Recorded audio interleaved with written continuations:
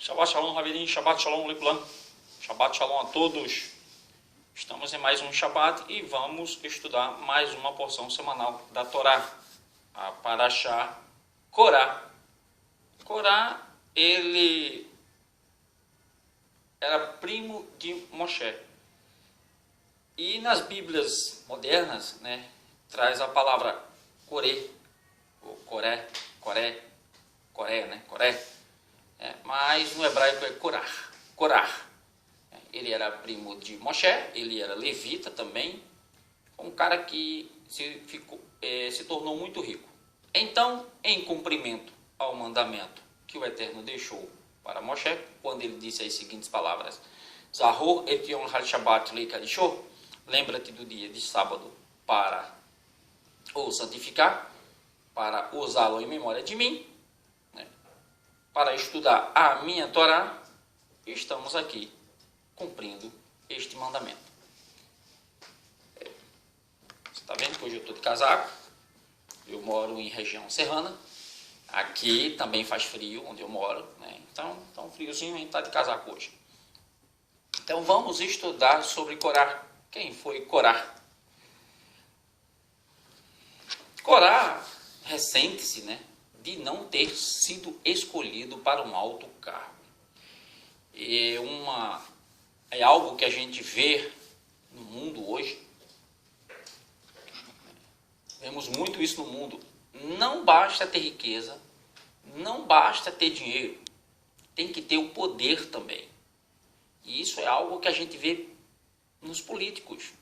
A maioria dos políticos são pessoas já que têm dinheiro, mas não basta ter só o dinheiro, tem que ter o poder também. Eles querem o poder. E com Korá não foi diferente. Acho que toda essa turminha aí, que tem dinheiro e ama o poder, são filhos de Korá. Meu mazal, destino, indica que nasci para a grandeza, disse Korá. Por que razão meu avô deu o nome de Itzar, óleo, a meu pai?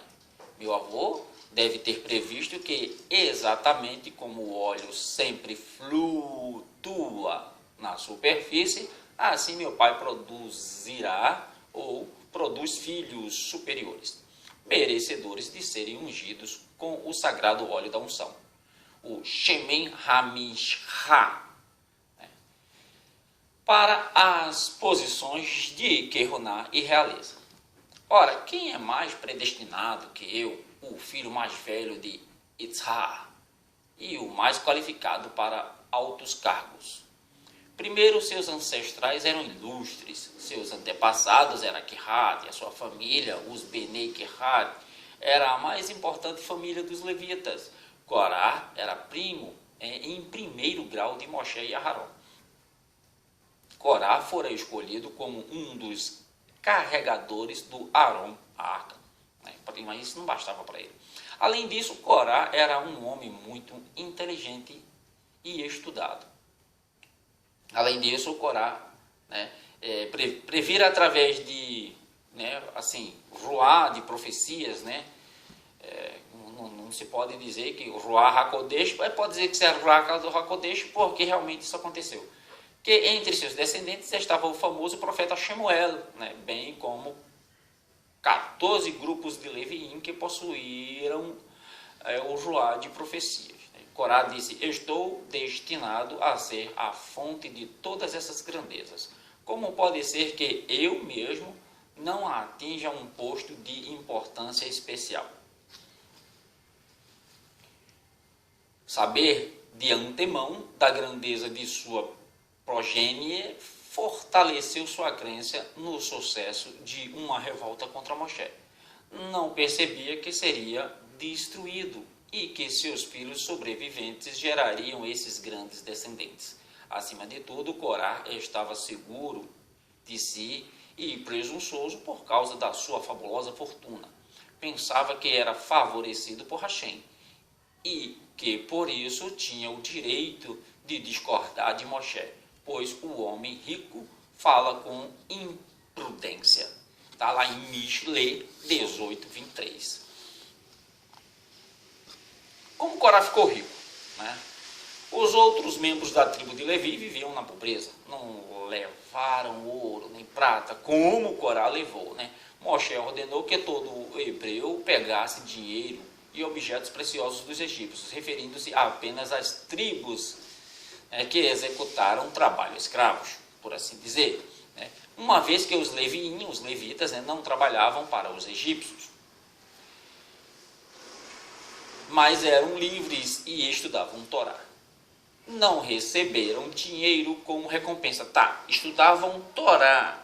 Tá? Isso não quer dizer que é a Torá que foi entregue a Moshe no Monte Sinai. Porque a Torá ela foi dada a Adão. Ou seja, as instruções do Eterno ela foi dada a Adão. Agora, escrita, ela foi dada a Moshe. Moshe escreve. Moshe foi o cara que escreveu. Certo? Mas a Torá, desde Adão, que ela foi entregue. Tanto que tem as instruções que foram dadas a Noa e por aí vai. Então, eles não receberam dinheiro como recompensa no Êxodo, né?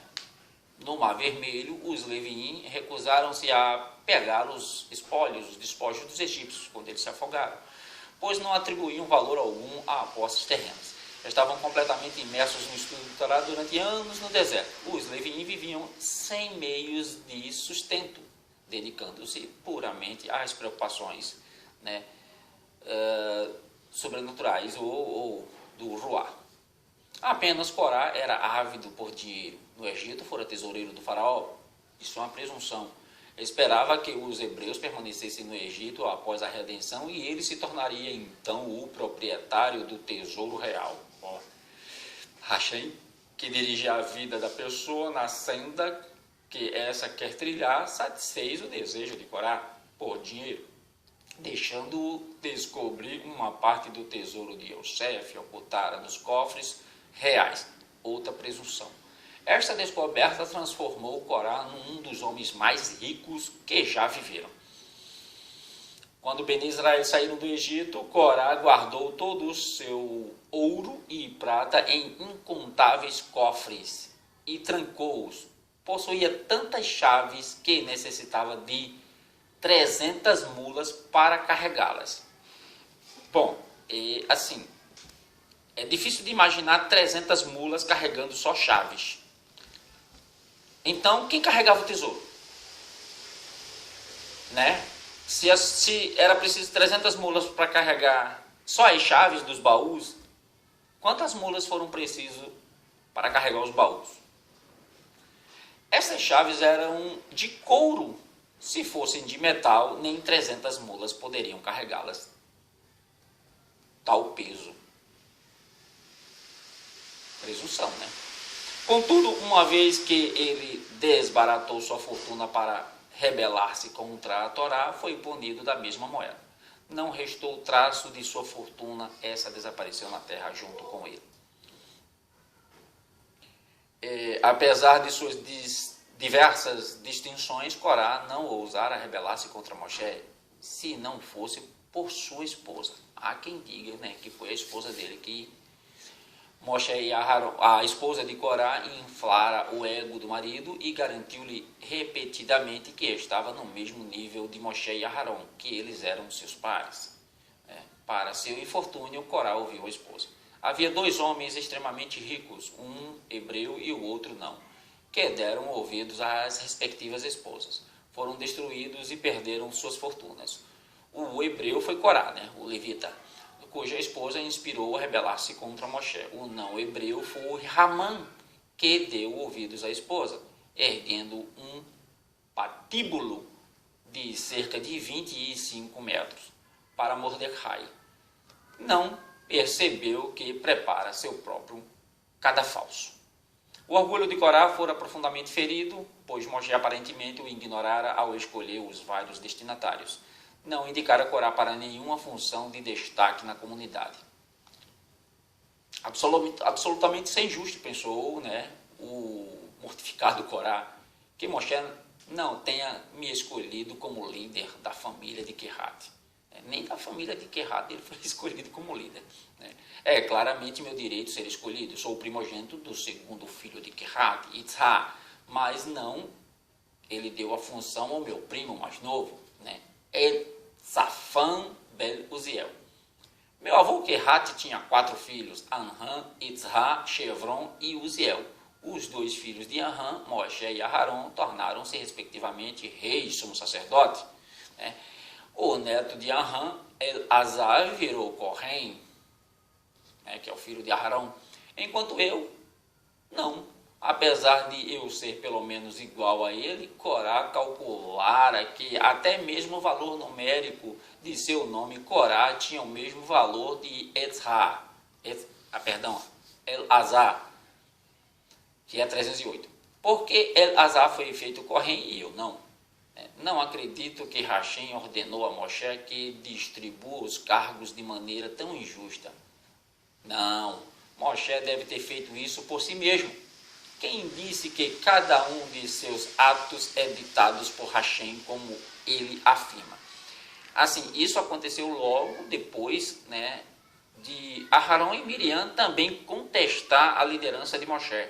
Né, e ele viu que a própria irmã de Moshe foi penalizada, né, com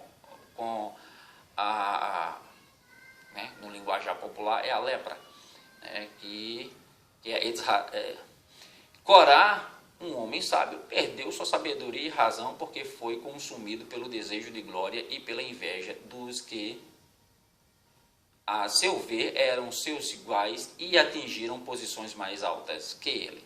Sua declaração de que Moshe distribuía os cargos sem ordem divina era apicorsut, ou seja, apostasia. Corá assim fez e foi classificado como um dos que desdenharam a palavra de Hashem.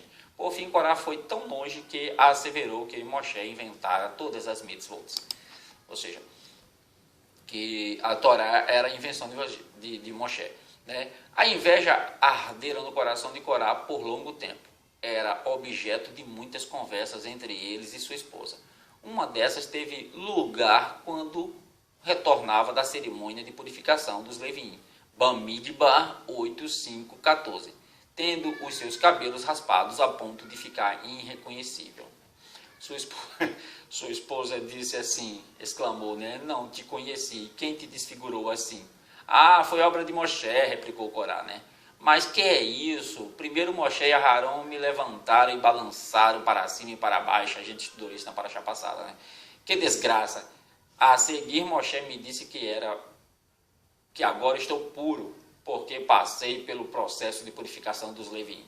Corá zombou da cerimônia de purificação por saber, né, não se tornara mais puro.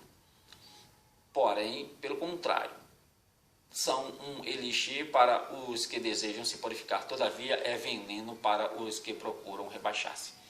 A reação da esposa de Corá, ridículo, né? Tu estavas vendo como Moshe te odeia, estás vendo como Moshe te odeia? Ele recebeu a ideia de raspar, ele concebeu a ideia de raspar teus cabelos a fim de te ridicularizar. Corá não pode dizer tal coisa, afinal ele fez isso com todo mundo, até com seus próprios filhos, né? E a esposa, que importa a ele, contanto que ele te degradar, que ele possa te degradar-te. E aí, né, continua as contendas, né? A esposa de Corá, né, zomba também da halachá, né, que Moshe tinha ensinado hoje na casa de estudo. Isso aqui era, digamos assim, né, um diálogo, né, que possa ter ocorrido entre Corá e a esposa. Né. Ele nos ensinou sobre tzitzit, franjas, das quais uma tem de ser terrelete, né, turquesa. O que é terrelete? Moshe disse. Né, Corá, Moshe disse, até fios as suas roupas de 4 cantos, né, aqui a gente estudou na paraxá passada, né, que é o tzitzit, que tinha um fio azul. Né, aí a esposa diz, não, eu vou fazer uma com todos os fios azuis, não é um fio só não, ela todinha vai ser azul. E aí vem a campanha de Corá para obter seguidores. ele começa a, né, fazer a política lá com as pessoas, alicia seguidores, né, dá um banquete para todo mundo, porque ele tinha muito dinheiro, não sei como é que ele ia dar banquete em deserto, né, mas tudo bem. E aí ele, né, Corá convidou o público a um banquete, né, no qual bastante vinho foi servido. Enquanto festejavam, Elazar, o corrém, filho de Arão, apareceu para recolher as partes dos animais abatidos para os corramins. Corá aproveitou a oportunidade para expor seu malévolo e brilhante expediente, contando sarcasticamente a seguinte anedota à Assembleia. Imagina, né, que o que eu vou contar aqui agora, né, que é, digamos assim, uma imaginação do judaísmo para o pensamento de Corá, o que Corá, né, pensava. Mas você pode transferir isso para as igrejas de hoje. Veja só se não é igual. Tá? O que não aconteceu, né, ou o que não acontecia, nem na época de Moshe não fazia isso, né, todas as instruções que Moshe deu ao povo foi dada pelo Eterno, né, mas aí ele, né, criou a imagem daquilo que Moshe ensinou, na visão dele era assim. Agora, perceba que é igualzinho às igrejas de hoje. Certa vez havia uma pobre viúva que tinha 2 filhas, que possuía um único campo. Quando queria ará-lo, Moshe advertiu. Moshe ou pastores, certo? Não are com um boi e um burro juntos. Quando ela estava prestes a semear, Moshe disse-lhe: não plante 2 espécies em seu campo. Ao chegar a época da colheita, Moshe ordenou: deixe o lequete, a peá e a shirerá, os presentes da colheita que são separados da produção. A gente estudou sobre isso já. No campo, depois que ela colheu o trigo, ele avisou-a: separe as dívidas de Terumá, Maassé e Rishon. Terumá, Maassé, Rishon e Maassé Sheni. A gente já estudou sobre isso. A pobre viúva decidiu que não valia a pena manter seu campo. Vendeu e comprou 2 carneiros. Pô, carneiro caro, hein? Planejava utilizar sua lã para confeccionar roupas quentes e abater os filhotes para o consumo da carne, quando eles nascessem, né? Quando os filhotes nascessem. Quando a ovelha teve um filhote, Arão apareceu e ordenou-lhe: dê-me o primogênito. Rachem disse que me pertence. Ao tosquiar as reses, Arão veio novamente e dizendo-lhe: a primícia da tosquia me pertence. Quanto mais este homem irá exigir? Pensou a viúva, né? Deixe-me abater minhas ovelhas e comê-las.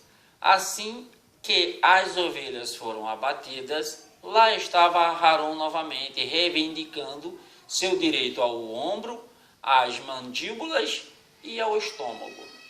Eu imagino que o ombro, né, seja, né, o lombo, né, as mandíbulas deve ser a língua, né, eles comiam a língua, e o estômago, eu não imagino que eles comam o estômago, não sei, né, há quem coma estômago, né, não sei.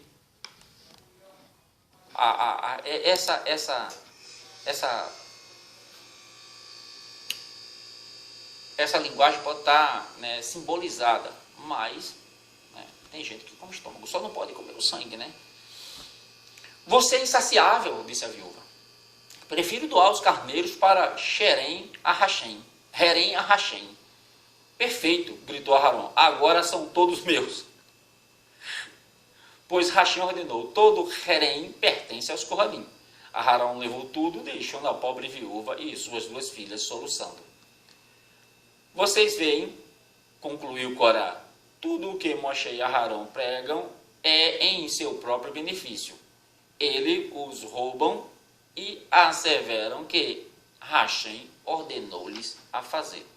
Só que não se tem só o carneiro, era o primogênito, o resto, né, aí, rebatendo tudo isso que Corá inventou aqui, né, o primeiro é do Eterno, ele era queimado em sacrifício. E o restante, né, é da pessoa. Mas aí vem a fé, né, aí vem a fé que as igrejas se utilizam muito, porque quando se trata de finanças, né, aí no instante eles se voltam para o que eles chamam de Velho Testamento, que é a Torá. No instante a Torá serve, né, que é para enganar as pessoas, dizer que olha, o dízimo, né, a primícia é minha, não sei o quê. Só que isso foi quebrado com Yeshua, né. Hoje a gente faz caridade, né. Não existe mais o altar nem sacrifício, então não precisa mais fazer esse tipo de oferta, né. O último cordeiro ele foi sacrificado, Yeshua HaMashiach. Então não se precisa mais. Mas as igrejas, quando se trata de finança, elas usam a Torá. Mas quando se trata de mandamento, a Torá não serve. Guardar o sábado, não comer crustáceos, né? A alimentação caché. Ah, não, isso ficou lá para trás. Não, isso é Velho Testamento. Não. Né? E outras coisas mais. Honrar pai e mãe, né? Porque eles preferem dar o dízimo do que honrar pai e mãe. Né? Tem pai e mãe aí que está sofrendo, mas os filhos estão dentro do curral, dentro da igreja, dando dízimo. E Yeshua disse que se você fizer isso, você está quebrando um mandamento. Né? Primeiro honra teu pai e tua mãe, depois é que tu vai dar a tua oferta. Né? Mas aí você diz assim, não, mas eu estou dando oferta, que é isso? Né? Com isso você quebra o mandamento de honrar pai e mãe. Tem muitos assim, né? Muitos. Então, assim, os mandamentos, né? Os ruquins, principalmente os ruquins, eles não querem cumprir. Mas quando se trata de finança, eles não querem, né? Ah, a Torá é velha, mas quando se trata de finança, ah, não, a Torá, palavra de Eterno, palavra de Deus, né? Eles chamam palavra de Deus. Com esse discurso de oratória, Corá juntou 250 seguidores. Né? Entre eles, né, estavam os líderes das 12 tribos. A Torá não diz isto explicitamente, para não envergonhá-los. Corá também convenceu On, um importante membro da tribo de Reuven, a tomar seu partido. Só que On, parece que ele se salva, tá? Está aqui, mas né, eu não vou falar muito sobre On. Ele se salva porque a esposa dele parece que embriaga ele. Isso não é contado pela Torá. A esposa dele embriaga ele e aí ele não vai para a reunião. Entre esses camaradas também estavam os agitadores, né? O Dartan e o Aviram, que esperavam uma oportunidade, pois odiavam Moshe, né? E discutiam com ele sempre que havia uma ocasião. Esse Datan e Aviram, né, dizem que foram eles que entregaram Moshe ao faraó. Eles viram Moshe matando o egípcio e foram eles que entregaram. Ou eles estavam brigando, né? E aí, queres tu ser nosso líder agora, né? Então Corá reúne seus seguidores e discute com Moshe. Essa discussão, né, ela está na Torá. Isso aí você, lendo o texto, você vai ver que está tudo lá. Né? E aí eu não vou, né, me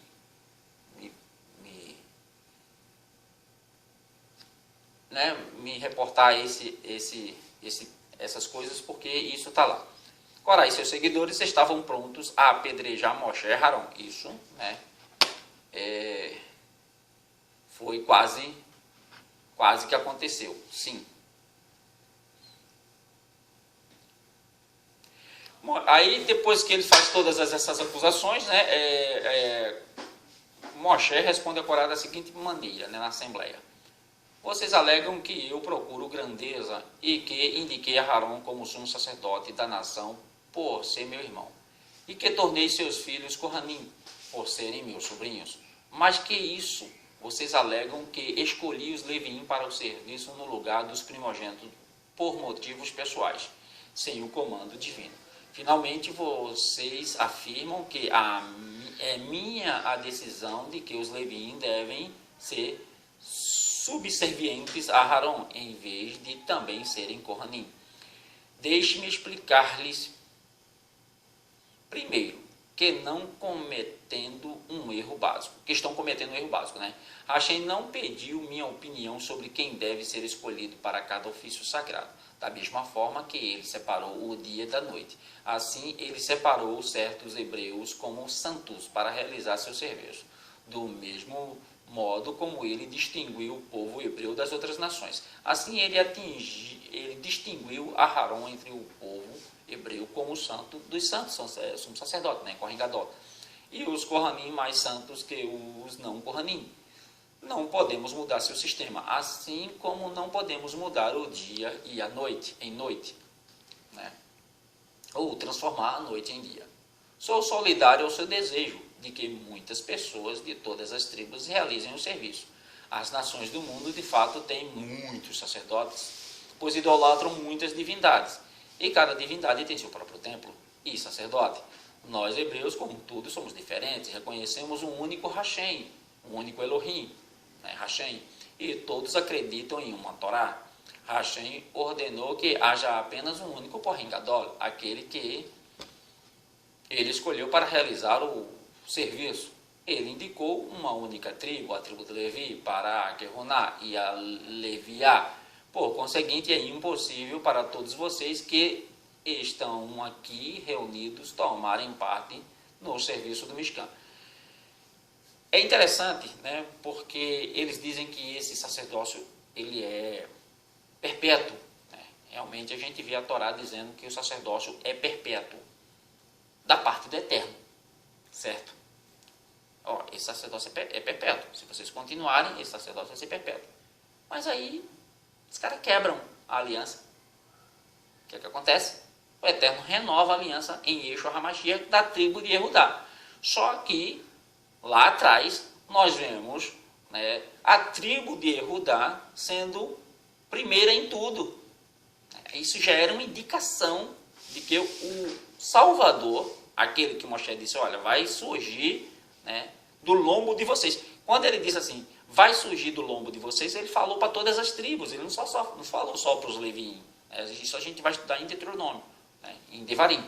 Ele diz assim, olha, eu vou morrer, mas depois, né, Hashem vai levantar um homem dentre nossos lombos, do lombos de vocês, né, e ele vai vir e vai pregar a verdade, a toda a verdade, vai ensinar a Torá. Então, segui esse homem. Ele não disse que era da tribo de Levi. Se a gente se reportar só ao livro de Hebreus, né, onde fala lá do sacerdócio, se eu não me engano é Hebreus 7, né, que diz que desde Abraão até Levi cobrou-se dízimo e pagou o dízimo, e agora não mais, agora é só caridade. Por quê? Porque era um sacerdócio perpétuo ali, certo? Ali, aquela época, antes de ser quebrada a aliança. Aquela aliança era para que as outras tribos dessem a Maaser, o dízimo, para que a tribo de Levi mantivesse o sacerdócio, né? Ou seja, como Shaul Hachalia, Paulo disse assim, aquelas coisas ali são só sombra das coisas futuras. Ou seja, aquele sacerdócio, aquele sistema, né, que o Eterno implantou no deserto, são só sombras do que vai vir no mundo vindouro. O que vai vir no mundo vindouro, assim, é o reino do Mashiach. É o reino do Mashiach, não é o reino dos Leviim, não. É o reino do Mashiach. E o Mashiach é filho do Eterno. Então, ele escolheu Yehudá, que foi o único dos 12 filhos de Jacó que fez Teshuvá. Foi o único que reconheceu os erros. Por isso que Yehudá começou, a tribo de Yehudá começou lá atrás com o arrependimento de Yehudá, né? E ele é chamado de leão. Foi a tribo de Yehudá que foi chamada de leão. Jacó, né, comparou Yehudá a um leão. Um leão. Então não tem o que discutir. Ah, o sacerdócio dos Levi é permanente. Esse eixo que está aí. Então eles estão esperando um cara que venha da tribo de Levi, né, para ser sumo sacerdócio, porque o sacerdócio ele é perpétuo. Porque Yeshua hoje é o nosso sacerdote. Yeshua hoje é o nosso sacerdote. Como próprio Shaul, Paulo diz, como Kefa diz, né, Pedro fala, né? E quando ele se tornou sacerdote, nos tornou sacerdócio também, né? Nós somos sacerdócio do Eterno. É peso. Então, continuando, né? Corá, né, ele teve a chance de fazer techuvá, mas não fez. Então, vamos ver qual vai ser o final do Torá. E aí ele usou toda a riqueza dele para fazer as bandejas, né? As bandejas, né, para queimar o incenso. Porque Moshe disse assim, ó, vocês vão vir aqui, tragam, né, cada um com a bandeja, tragam, né, o incenso para queimar, a oferta para ser queimada. A punição de Corá, Datã, Avirã e os 250 homens. Naquela noite Corá foi de tribo em tribo, né, pregando, olha, tem não baseado, declarou que você acha que fundei esse partido em meu benefício? Não, certamente que não. O seu objetivo era restaurar as posições de direito de todas as tribos, né, de Israel. Porque ficam em silêncio enquanto Moshe se faz de rei e concede a Kehuná como uma lei eterna a seu irmão. Cada hebreu merece tornar-se Kohen Gadol, pois ouviu do Moshe do monte, né? E serão para mim um reino de Kohanim e uma nação sagrada. Veja só, ele pegou essa palavra que o Eterno disse lá no Monte Sinai, vocês serão para mim um reino de Kohanins. Mas o povo pecava demais, não queria ser sacerdote. Então, esse reino de Kohanim, ele vai, né, acontecer na volta do Mashiach, de Yeshua HaMashiach. Né? Aí seremos uma nação sagrada, seremos um povo sagrado. Por enquanto aqui a gente ainda está na terra. Né? Corá tinha um argumento apropriado para cada tribo. Moshe e Aarão estavam de pé na entrada do Mishkan e Corá e seus 250 seguidores do outro seguravam as frigideiras doadas por Corá.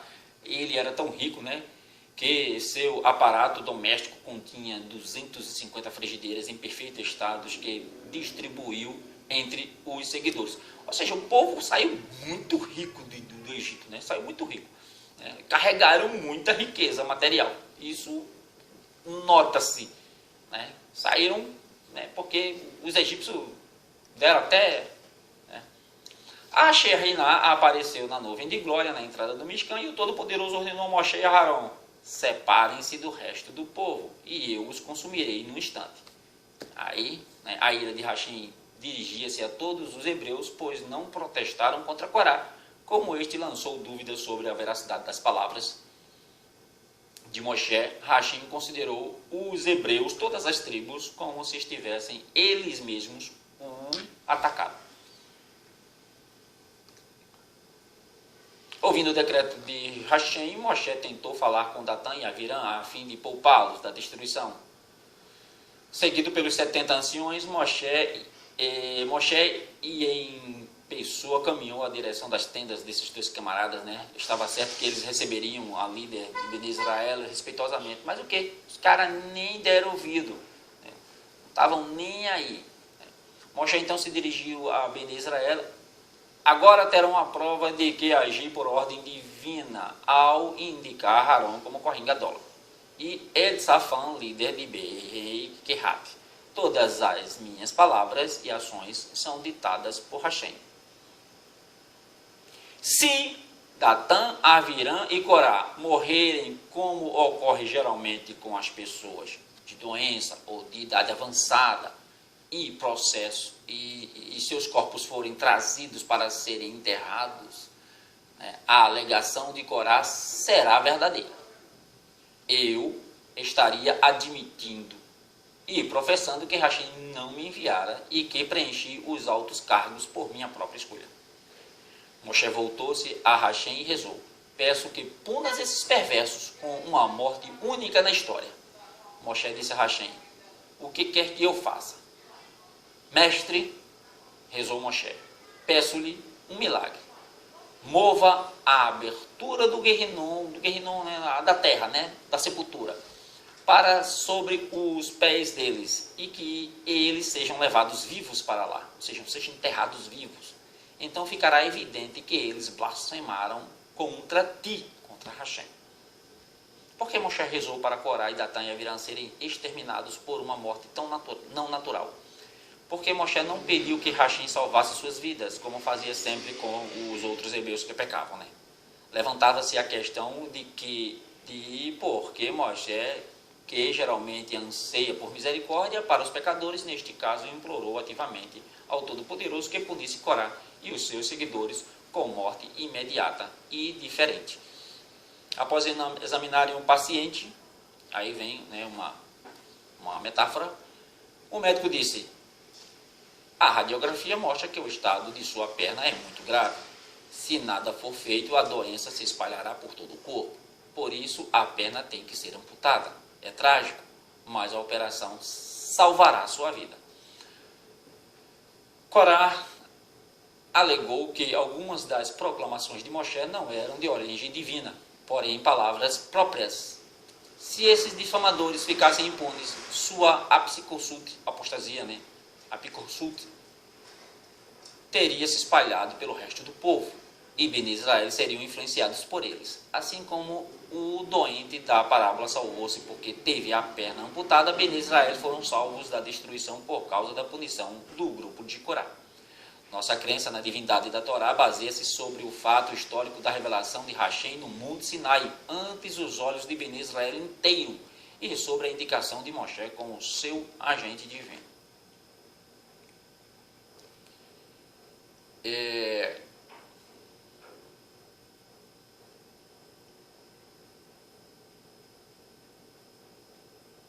Corá e seus seguidores levantarão na ressurreição dos mortos e terão uma porção no mundo vindouro.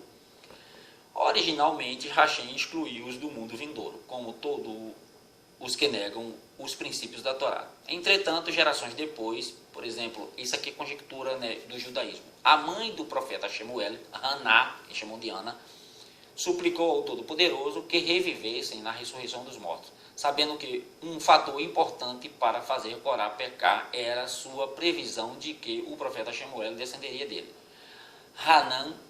Haná rezou para que ele e seu filho não fossem responsáveis pela punição eterna de Corá. O Todo-Poderoso aceitou esta oração e concordou em ressuscitar Corá e seus seguidores. Que ele vai ressuscitar? Vai. Agora, se ele vai estar no mundo vindouro, a Torá diz que não, tá? A Torá diz que não, porque ele terminou os dias dele pecando, fazendo maldade, né? Colocando a Torá em xeque. Então, segundo a Torá, Corá não vai ter porção no mundo vindouro. Mas o judaísmo aqui, né, diz que eles têm uma chance e conceder-lhes uma porção no mundo vindouro. O fator decisivo foi que sua punição constituiu Kiddush Hashem, tá?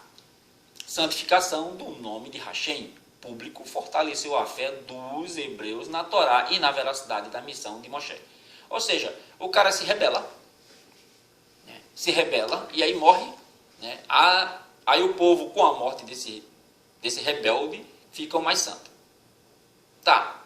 Então Judas, né, e Judá, que traiu Yeshua, também vai ter uma porção no mundo vindouro. Porque ele se rebelou, traiu, e por conta da traição dele, Yeshua foi crucificado, que era o destino de Yeshua. Né? Ninguém poderia impedir isso. O cara estava predestinado a fazer isso. Então, Yehudá também vai ter uma porçãozinha. Se Corá vai ter. Yehudá também, porque o nome de Yeshua foi exaltado, né? A Torá foi exaltada, né? Como ressuscitou ao terceiro dia, por conta da traição de Judá. E tem outros exemplos também. O ladrão da cruz, né? Ladrão da cruz também, da cruz do madeiro, a cruz para entender, né? O outro que estava pendurado no madeiro, né? No finalzinho ele lembra de mim. Então, aquele ali se arrependeu antes, ainda tem, né? Ainda tem como, né? Mas o cara sem se arrepender. Mas eles dizem que quando eles estavam sendo engolidos pela terra, eles gritaram, né, das profundezas, né? Assim que os pecadores e seus pertences foram lançados às profundezas, a terra fechou a fenda e a superfície parecia tão plana como antes. Então, antes deles serem engolidos, eles gritaram Hashem, Hashem, Moshe, né? Moshe é o líder de Hashem, eles se arrependeram, né? Tá aqui, né? Quando a terra se abriu, Bene Israel foram tomados de pânico, com medo de que também fossem engolidos. Mesmo depois que a rachadura foi selada, as pessoas continuaram apavoradas, fugindo de todas as direções, pois ouviram os pecadores gritarem das profundezas da terra: socorro! Moshe Rabenu, salve-nos! Rabenu, né? Enviado, Rabenu, líder.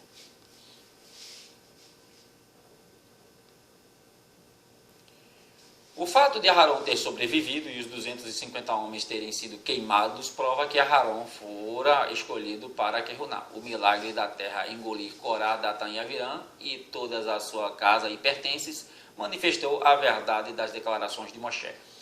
Os 50 que estavam oferecendo o incenso, né, foram queimados, foram engolidos. Foi a mesma coisa que aconteceu lá com, né, os profetas de Baal. Aqueles que foram salvos da destruição, os filhos de Corá, né? Quando Corá foi tragado pelo abismo, seus filhos, né? Dizem, né, que eles não que é Assir, Alcana e Aviasaf, né? Também foram rolados para baixo. Vamos ver o que ele conta aqui. Contudo, não foram arrastados até as profundezas da sepultura, né? Mas milagrosamente foram descansar sobre elevadas plataformas, e o Todo-Poderoso ergueu para eles. Assim permaneceram vivos. Os filhos de Corá estavam entre os Leviim que mais tarde cantaram no Beit Hamikdash. Por qual mérito eles sobreviveram, né? Em seus corações, os filhos de Corá estavam cientes da verdade. Moshe visitou Corá e sua tenda, né? E aí, né, os caras, né, não foram. Apesar do pai mandar, né, eles tinham em seus corações que o pai estava errado. Tanto que tem um versículo, né, que diz assim: uma canção concernente às rosas, né, Bene Corá, né, Terrilim 45:1, porque chama os filhos de Corá de rosas. Pessoas os ouviram, costumavam dizer: são espinhos, exatamente como seu pai. Na hora da destruição, todavia, Hashem protegeu as rosas de serem queimadas junto com os espinhos. Os filhos de Corá compuseram diversos salmos no livro de Terrilim. Entre esses, um que descreve como foram quase confinados na sepultura. É interessante isso aqui, né? Minha vida foi arrastada próxima à sepultura. Na sua Bíblia tem inferno aí. Fui levado junto com os que desceram ao fundo do poço. No capítulo 49, eles apelam a toda a humanidade que aprendam a lição moral do destino de seu pai. Terrilim 88, 4, 5. Né? No 49, eles pedem, né, que aprendam com a lição do pai. Os que se fiam em suas forças e de suas riquezas imensas se vangloriam, nem mesmo a seus irmãos podem eles redimir, nem a Hashem oferecer resgate por sua morte. Não inveje, nem tema o homem que enriquece e alcança glórias, pois ao morrer, nem sua glória, nem nada mais levará consigo. O homem que se engrandece e não tem entendimento para seguir as sendas traçadas por Hashem, se parece com os animais que perecem e não deixam sequer lembranças. O meu cachorro, ele era um sadico, deixou lembrança.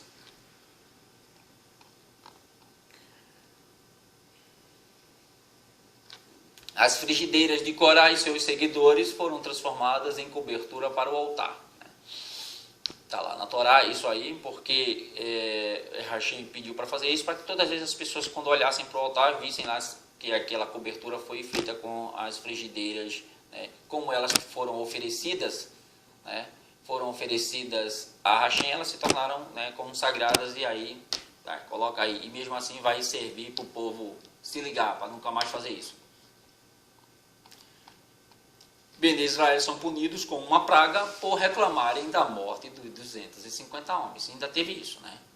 Uma atmosfera de choque e depressão pairava no ar. Na manhã, após a morte de Corá e seus 250 seguidores, Bene Israel perderam muitos de seus grandes homens, dentre esses membros do Sanhedrin, Corte Suprema. Voltando-se a Moshe e a Aharon, os hebreus acusaram: vocês causaram a morte desses 250 homens. Olha só, ainda tiveram coragem disso. Porque nos aconselharam a oferecer Ketoret fatal a quem o oferece sem o comando divino explícito. Nadav e Avihu, filhos de Aharon, também foram mortos ao levarem Ketoret, sem serem ordenados a fazê-lo. Moshe obrigou esses caras a fazer isso? Eles queriam ser sacerdotes. Eles queriam. Vocês querem ser sacerdotes? Então, tá aí o altar. Ofereçam Ketoret, ofereçam incenso, ofereçam, né, suas oferendas aí. Né? E aí os caras ainda vêm dizer que foi Moshe aqui, né? As acusações de Bene Israel eram Lashon Hará, calúnia, lógico. O Todo-Poderoso revelou-se na nuvem de glória para proteger Moshe e Aharon. Ele enviou um anjo, Ketzef, para golpear o povo com uma praga. Moshe e Aharon prostraram-se para implorar a Hashem que não punisse o povo. Contudo, as palavras de oração não saíram de seus lábios. O Todo-Poderoso, que concede ao homem o poder de falar, impediu-os de interceder em favor dos pecadores. Isso aqui é uma maneira de pensar. Por quê? Né? Porque realmente a praga aconteceu, né? E muitos morreram por essa praga. Bom, a gente terminou, né? Aprendeu aí com Corá, que não devemos, né, colocar em xeque. A questão de Corá é que ele colocou dúvidas na Torá, porque Moshe estava entregando a Torá. E aí a gente se reporta a um texto dos escritos Natzarim. Tudo isso que você está escrevendo aí é de você mesmo. Né? Hashem não mandou você escrever nada disso. Ele não questionou Hashem, né? Ou seja, a existência de Hashem. Ele não questionou, né, a santidade de Hashem. Mas ele questionou a Torá. E a Torá é o quê? É o mover do Eterno, é o ruar do Eterno, é o mover do Eterno. Era uma ação divina. A entrega da Torá é uma ação divina. Ou seja, você pode até blasfemar contra o Eterno. E contra até o Filho do Eterno, hoje. Mas contra o mover do Eterno, que é o ruar, que as igrejas chamam de Espírito Santo, né? Assim. E quem colocou esse nomezinho, tá fazendo todo mundo pecar, porque aí, como é que eu posso dizer, banalizou o nome verdadeiro, né? Criaram uma pessoa em cima do mover do Eterno, né? Aí Corá se deu mal. A mesma coisa aconteceu na época de Yeshua. Você expulsa os demônios em nome de Beelzebul. Aí Yeshua disse assim, se Satanás, né, na sua linguagem, né, da sua Bíblia, se Satanás está expulsando seus soldadinhos, né, seu próprio exército, ele vai para onde? Ele vai chegar onde? Vai chegar em lugar nenhum. O reino dele vai se desmanchar, vai deixar de existir. Né? Agora, se eu expulso os demônios em nome do Eterno, com o poder do Eterno, né, aí vocês estão ferrados, porque vocês estão duvidando disso. Ou seja, aquilo que Yeshua fazia era o ruar do santo, o ruar do eterno, né? Ruar HaKadosh, que a Igreja Católica colocou como Espírito Santo. Tirou a palavra ruar, colocou a palavra Espírito, né? Tirou o artigo definido, Ra, né? Que é do, da, do, das, a, o, as, né? E Kadosh, que é santo, separado, deixou. Né? Aí mudou a palavra mover, sopro, e colocou espírito, tirou o artigo definido, da ou do, né? E deixou santo. Aí o Ruá, Ha, Kadosh, sopro do santo. Tá? Ruach HaKadosh. Ra, artigo definido, como eu já disse. Ruach, sopro. HaKadosh. É assim que está no hebraico. Aí, Ruach HaKadosh. Sopro do santo, ou sopro do separado, mover do separado. O Eterno, ele é separado, ele é santo, então ele é separado. Tiraram a palavra Ruach, colocaram Espírito. E tiraram o artigo definido, do. Aí ficou Espírito Santo. Criaram uma pessoa. Uma pessoa que, Aí criaram a Trindade. Que gênios, E aí você adora Jesus Cristo, que é um nome pagão, que é o ídolo romano. Não adora, porque Yeshua HaMashiach não pediu adoração para ele pediu adoração para o Pai. Agora as pessoas se prostravam, porque adorar é servir, não é se prostrar. Só você se prostrar, isso não caracteriza uma adoração. Só você cantar, isso não é adoração. Isso é você louvar e se humilhar ou reconhecer. Eles reconheciam Yeshua como filho do santo, do separado, filho do eterno. Agora, servir, isso caracteriza uma adoração. E como é que você serve o eterno? Yeshua ensinou, ajudando as pessoas, dando comida, dando roupa, dando água. Isso é adoração ao eterno. E aí Yeshua diz assim, todo pecado é perdoado. Todo pecado é perdoado. Vocês podem até blasfemar contra o Eterno, não querer saber dele, porque é livre-arbítrio de vocês. Servir o Eterno ou não. Até a mim. Acreditar em mim ou não. Porque Moshe praticamente foi mais ou menos uma imagem de Yeshua. Um profeta. Yeshua também foi profeta. A samaritana disse que ele era o profeta e ele aceitou o que a samaritana disse. Porque ele era um profeta. Aí ele disse assim, vocês podem até falar tudo isso, mas contra o mover do eterno não tem pecado. Vocês estão blasfemando aí, vocês estão colocando em risco a veracidade do mover do eterno, porque eu expulso os demônios em nome do eterno. Eu não sirvo ao Satã, eu sirvo ao eterno. Então, esse pecado contra o mover, ou seja, se aquela ação for uma ação do eterno, aí caracteriza o pecado. E olhe que na boca, eu acho que foi do Caifás, Caifás, na linguagem de hoje é Caifás, o nome dele é Caiafás. Eu acho que no hebraico é Caiafás. Ele disse isso. Vamos, depois da morte de Yeshua, eu acho que foi ele quem disse. Se não foi, perdão. Eu sei que foi um dos sacerdotes lá. Vamos deixar quieto, porque se isso aí for mover do eterno, a gente não vai ter como combater, não. Se for de homens, vai se desmanchar, como teve outros aí ele fala o nome de outros camaradas que tentaram agitar o povo e não conseguiram, o próprio Barrabás. Mas se isso aí for mover do eterno, a gente pode cair no erro de estar lutando contra um mover do eterno. A palavra está lá, eu acho que, se eu não me engano, em Atos dos Apóstolos. Tá? Atos dos Talmidins. Terminamos a paraxá de hoje. Espero que você tenha aprendido alguma coisa, porque eu aprendi.